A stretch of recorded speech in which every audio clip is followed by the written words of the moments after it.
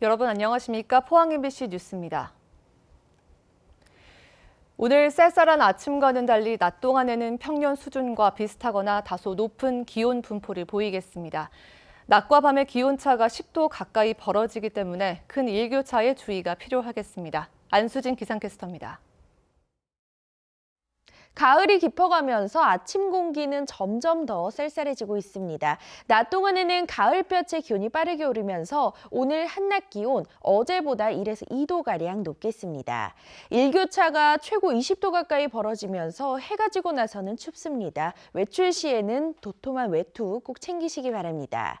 오늘 하늘에는 구름 많이 지나는 가운데 미세먼지 농도 좋음 수준으로 공기가 깨끗하겠습니다. 한편 제19호 태풍 하기비스가 일요일 새벽 도쿄에 상륙할 것으로 예상됩니다. 우리 지역은 간접 영향으로 바람이 강하게 불 것으로 예상돼 주의가 필요하겠습니다. 자세한 지역별 날씨 알아보겠습니다. 오늘 대체로 구름 많겠습니다. 낮 기온 울진 23도, 영덕과 포항이 24도, 경주가 26도입니다. 울릉도와 독도의 하늘에도 구름 많이 지나겠습니다. 낮 기온 울릉도와 독도 21도입니다. 동해상으로도 구름 가득한 가운데 바다의 물결 동해 전해상에서 최고 1.5m까지 일겠습니다. 내일 밤부터 모레 아침 사이에는 동풍의 영향으로 곳곳에는 약한 비가 내릴 가능성이 있습니다. 날씨였습니다. 지난해 콩레이에 이어 또다시 태풍 피해를 겪은 영덕 주민들은 올해도 피해가 예견됐는데 1년 동안 뭘 했냐며 안일한 행정에 분통을 터뜨리고 있습니다. 높은 철길 뚝이 물길을 막고 있고 좁은 하촌폭과 처리 능력이 부족한 배수 펌프장까지 사람이 만들어낸 인재라고 주장합니다. 박상환 기자가 피해 주민들을 만나봤습니다. 올해 또다시 태풍이 쓸고 간 경북 영덕의 강구시장. 힘들게 복구한 삶의 터전은 1년 만에 다시 물바다가 됐습니다. 아무 대책도 작년에 그 수해나는 그대로 지금 현재 물이 들어오고 있잖아요. 600만 원어치나 들여놓은 대게며 물곰이 정전으로 다 죽자 상인은 할 말을 잃었습니다. 작년에는 비지가 말도 못하게 졌는데 갚지도 못하고 다시 또 비지게 생겼어요. 주민들은 반복되는 수해가 인재라고 단언합니다. 동해 중부선 철도를 짓느라 높은 철길 둑을 만든 이후 큰 비가 오면 배수가 안 된다는 겁니다. 저걸 따마보기에는 한 골짜기밖에 안 들어오는 거야. 그래 물이 차는 거야. 살살도 물 안 차서 이거. 철길 둑의 높이는 무려 10m, 들판을 가로질러 300m에 걸쳐 있는데 하천 부분은 겨우 20m 남짓 뚫려 있을 뿐입니다. 전에는 여기 없었을 때는 비가 오면 이렇게 막 이쪽으로도 가고 논으로도 가고 했었는데 지금은 이것 때문에 비 오면 이쪽으로 이렇게 동네 쪽으로 한쪽으로만 오는 거지. 마을을 돌아 바다로 나가는 하천도 마찬가지.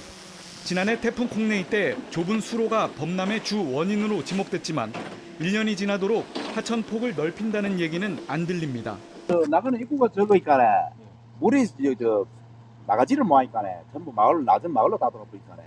그리고 이게 물길이 저쪽이 높아요. 바닷가 쪽이 높아요. 배수 펌프장이 있긴 하지만 처리 용량은 태부족입니다. 네, 내년이 문제는 그러니까요. 내년에 우리가 그러면은 한 번 더 죽을게요. 예? 행정당국이 예산 부족 탓만 하는 사이 시장 상인들은 내년에도 태풍이 오면 또 물에 잠겨야 하는지 묻고 있습니다. MBC 뉴스 박상환입니다. 태풍 미탁으로 인한 경북 지역의 공공과 사유시설 피해액이 967억여 원으로 잠정 집계된 가운데 오늘 조사가 끝나면 더 늘어날 전망입니다. 시군별 피해액은 울진 446억 원, 영덕 268억 원, 경주 96억 원 등의 순이고 울진과 영덕은 이미 특별 재난지역 선포 기준을 훨씬 넘어선 만큼 먼저 오늘쯤 선포될 것으로 보입니다. 특별 재난지역에는 피해 복구비 중 지방비 부담액의 일부를 국고에서 지원받고 재난지원금 지급과 전기요금, 건강보험료 등 공공요금 감면 등의 혜택을 받게 됩니다. 태풍 미탁으로 울진에서 실종된 80살 A씨가 일주일 만인 어제 오전 11시쯤 울진군 매화면 기양저수지 상류에서 숨진 채 발견됐습니다. A씨는 집중호우가 내렸던 지난 2일 저녁 집을 나간 뒤 연락이 끊겨 수색 작업이 진행되어 왔습니다. 이에 따라 태풍 미탁으로 인한 사망자는 울진 4명, 포항 3명, 영덕 1명 등 9명으로 최종 집계됐습니다. 러시아를 비롯한 북방 시장 개척은 먼 미래 이야기로 생각하는 분들이 많으신데요. 푸틴이 신동방 정책을 추진하면서 극동 러시아 지역이 급속도로 성장하고 있습니다. 그곳에서 어떤 변화가 일어나고 있는지 이규설 기자가 현지 취재했습니다. 극동 러시아의 중심 도시인 블라디보스토크.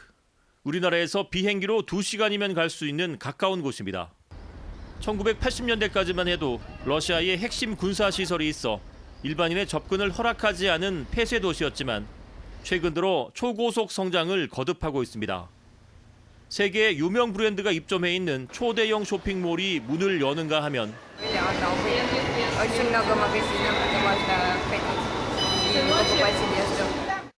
바다가 보이는 초고층 주상복합 아파트 분양이 줄을 잇고 있습니다.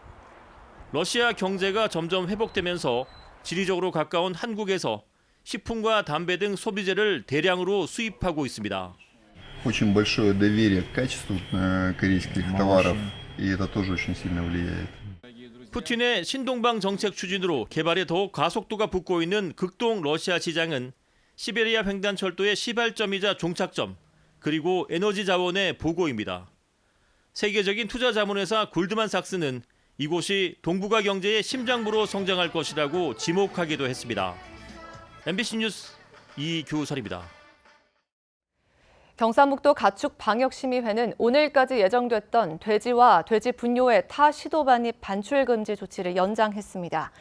이는 경기도 전역에서 돼지 열병이 확산되고 있어 지역에서도 추가 발병 위험이 높다고 판단했기 때문입니다. 그러나 대구시로의 반입은 예외적으로 허용했으며 돼지 사료의 경우 전용 차량을 이용할 경우 경기도를 제외한 다른 시도로 반입 반출을 허용하기로 했습니다. 경북지방경찰청은 독도 경비대장이 욕설과 음주 등 부적절한 행동을 했다는 제보에 따라 A 경감에 전출시키고 감찰 중이라고 밝혔습니다. 경찰에 따르면 지난달 20일에서 21일 경찰청 청장과의 대화방에 A 경감이 평소 대원들에게 욕설을 하고 근무 시간에 술을 마신다는 대원들의 글이 비공개로 잇따라 올라온 것으로 알려졌습니다. 경북경찰청은 독도경비대의 특수성을 고려해 사안을 중대하게 보고 지난달 24일 A 경감을 다른 곳으로 인사 조치하고 대원들을 상대로 피해 사실 조사에 들어갔습니다. 11년째 세상의 빛을 보지 못하고 있는 훈민정음 해례본 상주본. 소장자 배익기 씨가 1,000억 원을 국가 반환 조건으로 줄기차게 말하는 건 상주본 가치 추정액 1조 원을 근거로 한 건데요. 여기서 1조 원은 문화재청 입에서 나왔는데 당시 문화재청의 감정 자체가 잘못됐다는 전문가들의 견해가 나왔습니다. 엄지원 기자입니다. 2011년 배익기 씨가 상주본 절도 혐의로 재판을 받을 당시 문화재청이 검찰에 제출한 감정평가서입니다. 문화재청은 해례본 상주본이 가격을 산정할 수 없는 무가지보로 금전적 판단이 부적절하지만 굳이 따진다면 1조 원 이상이라고 감정했습니다. 창덕궁과 팔만 대장경 등의 감정가와 비교해 상주본이 수십 배 가치에 달한다는 겁니다. 문화재적 가치가 상징적인 의미에서 그것을 직시하고 또 몇 가지를 가지고 해서 굳이 하면은 요 정도의 경제적 가치가 있다. 하지만 1조 원이 지나치게 부풀려졌다는 복수의 전문가 견해가 나왔습니다. 먼저 실물을 보지도 않고도 평가한 당시 문화재청의 감정 자체가 전례 없는 일이라고 말합니다. 통상 문화재 감정은 다수의 감정사들이 실물을 보면서 이뤄지는데 상주본은 2008년 안동 MBC 보도로 공개된 이후 누구도 본 적이 없습니다. 책이 단 한 번도 같이 꺼내서 전문 감정사가 이것을 평가한 적은 없는 걸로 알고 있습니다. 매우 섣불렀다고 생각합니다. 왜냐고 하면 실물을 보지 않고서 어떻게 또 고서적은 보존 상태와 내용이 중요한데 상주본은 33장 중 10장이 이미 소실된 채 발견된 데다 2015년 배 씨의 집에 화재로 불탔고 내용도 관손보온통에 익히 알려져 있습니다. 배 씨의 주장과 달리 상주본에 있는 가필은 세종대왕 친필이 아니라는 지적도 1조 가치가 아니라는 데 힘을 싣고 있습니다. 이거는 말이 안 되는 소리입니다. 간송에 동일본이 있지 않습니까? 유일본도 아니고 통상적으로 보물 국보들도 적게는 한 1억에서부터 많게는 수십억까지 현재 우리 국내에 있는 그 문화재가 그 이상 평가되는 게 거의 지금 없지 않습니까? 결국 문화재청 스스로 해례본 상주본의 1조 원이라는 과장된 가치를 매기면서 지금의 기나긴 논란에 단초를 제공한 셈입니다. MBC 뉴스 엄지연입니다. 이재도 도의원은 지난 8일 개최된 본회의 5분 자유 발언을 통해 포항시 남구 생활 폐기물 에너지화 시설의 환경오염 문제 해결을 위해 경북도가 전향적으로 나설 것을 촉구했습니다. 이 의원은 올해 2월부터 가동에 들어간 해당 시설이 악취와 미세먼지는 물론이고 다이옥신 등 환경오염 물질까지 배출할 우려가 높은데도 경북도와 포항시는 행정 편의주의로 일관하고 있다고 질타했습니다. 특히 SRF 시설의 굴뚝 높이는 34m밖에 되지 않아 유해 물질 등으로 인한 환경오염이 우려된다며 굴뚝 높이를 150m까지 높여야 한다고 강조했습니다. 경상북도의회 박차양 의원은 임시회 5분 발언을 통해 경주 보문상가를 새로운 관광자원으로 조성해야 한다고 주장했습니다. 박 의원은 역사와 문화가 있는 경주 보문단지 내 상가와 보문탑, 공연장을 매각하는 것은 경주 문화관광 활성화에 찬물을 끼얹는 것이라며 새로운 볼거리로 조성해야 한다고 밝혔습니다. 지난 1998년 한국관광공사가 경영 정상화를 위해 보문단지 상가 매각을 추진했지만 무산됐고 소유권을 받은 경북문화관광공사도 부채 상환을 이유로 지난 7월 매각 공고 이후 철회했다가 지난달 다시 매각 공고했습니다. 경찰이 대구전통시장 진흥재단 비리를 수사해 문제를 확인했지만 관련 공무원에게 책임을 묻지 않고 수사를 마무리했습니다. 공무원에게 오히려 면죄부만 줬다는 봐주기 수사 논란이 일고 있습니다. 윤태우 기자가 취재했습니다. 2017년 11월에 완공한 서문 한옥 게스트하우스. 학교 정화구역이라서 숙박업을 할 수 없습니다. 그래서 한옥 체험업으로 허가를 받아 숙박업으로 용도를 바꾸는 편법을 썼습니다. 허가를 주도한 사람은 대구시 민생경제과장이었던 A씨였습니다. 게스트하우스 공사 과정도 문제였습니다. 건설업체를 몰래 정하고 공사비도 애초 4억 원에서 8억 원으로 2배나 부풀렸습니다. 대구시 담당 과장이 이런 내용을 몰랐을 수 없었다는 의혹이 제기됐습니다. 저희가 먼저 제기한 부분에 대한 것들이 오히려 민생경제학과의 과장한테 보고가 되는 듯한 느낌이 좀 들었어요. 정보가 유출된다는 느낌이 많이 받았거든요. 재단이 대구시 보조금 2,300여만 원을 다른 용도로 무단 전용할 때도 역시 A 과장이 묵인했다는 주장이 나왔습니다.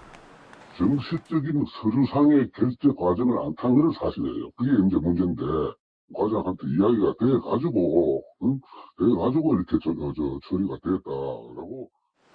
A 과장은 물론이고 대구시 민생경제과 다른 공무원도 전통시장 진흥재단에 갑질을 했습니다.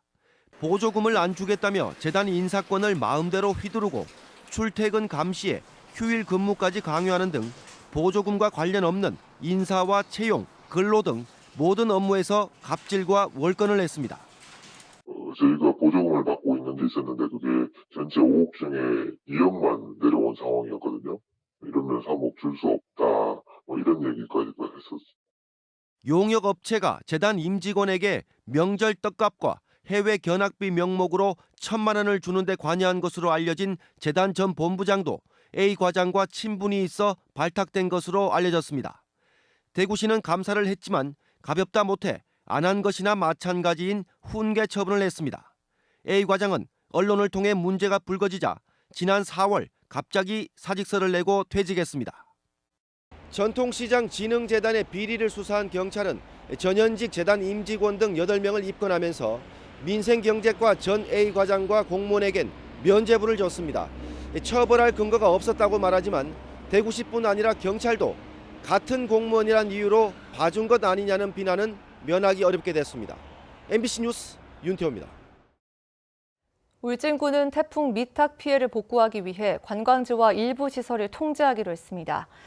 탐방로가 유실된 온정면 신선계곡의 출입을 전면 금지하고 성류굴도 입구가 복구될 때까지 휴관합니다. 또 울진 엑스포공원에서는 생태공원을 이용할 수 없고 울진 국민체육센터와 군민체육관은 피해 복구 지원 시설로 이용하고 있어서 당분간 휴관하기로 했습니다. 전국 소각시설 65곳의 절반 정도가 주거지 가까이에 있는 것으로 나타났습니다. 국회 환경노동위원회 소속 더불어민주당 신창현 의원이 환경부로부터 받은 국정감사 자료에 따르면 오염물질을 배출하는 소각장은 65곳이며 이 가운데 30곳이 주거지 300m 이내에 있는 것으로 확인됐습니다. 지역별로는 경기도가 23곳으로 가장 많고 경남 8곳, 충남 6곳, 충북 5곳, 서울 4곳, 경북은 3곳입니다. 일부 소각시설은 내구 사용 연한을 별도로 정하지 않았고 경기도 일부 소각로는 아파트보다 낮게 설치된 것으로 조사됐습니다. 태양광과 풍력 발전이 환경을 훼손한다는 주장은 과대포장이며 왜곡이라는 의견이 제시됐습니다. 더불어민주당 백지연 의원은 산업통상자원부의 실제 분석에 따르면 태양광 모듈의 빛 반사율은 유리보다 낮고 전자파 발생도 인체 보호 기준 이하이며 태양광에 따른 열섬 현상도 실제로는 발생하지 않는 걸로 확인됐다고 밝혔습니다. 백지연 의원은 풍력 발전의 경우도 환경부의 소음 기준을 준수해 피해를 줄이고 있다며 산업통상자원부는 신재생 에너지에 대한 잘못된 주장에 대해 보다 적극적으로 홍보해야 한다고 밝혔습니다.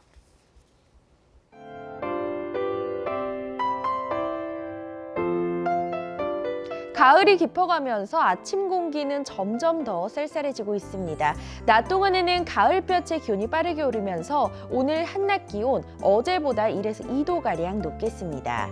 일교차가 최고 20도 가까이 벌어지면서 해가 지고 나서는 춥습니다. 외출 시에는 도톰한 외투 꼭 챙기시기 바랍니다.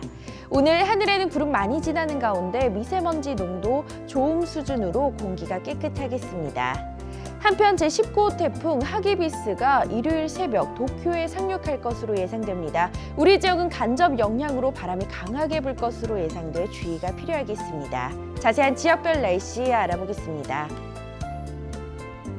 오늘 대체로 구름 많겠습니다. 낮 기온 울진 23도, 영덕과 포항이 24도, 경주가 26도입니다. 울릉도와 독도의 하늘에도 구름 많이 지나겠습니다. 낮 기온 울릉도와 독도 21도입니다. 동해상으로도 구름 가득한 가운데 바다의 물결 동해 전해상에서 최고 1.5m까지 일겠습니다. 내일 밤부터 모레 아침 사이에는 동풍의 영향으로 곳곳에는 약한 비가 내릴 가능성이 있습니다. 날씨였습니다. 이상으로 포항 MBC 뉴스를 마칩니다. 여러분 고맙습니다.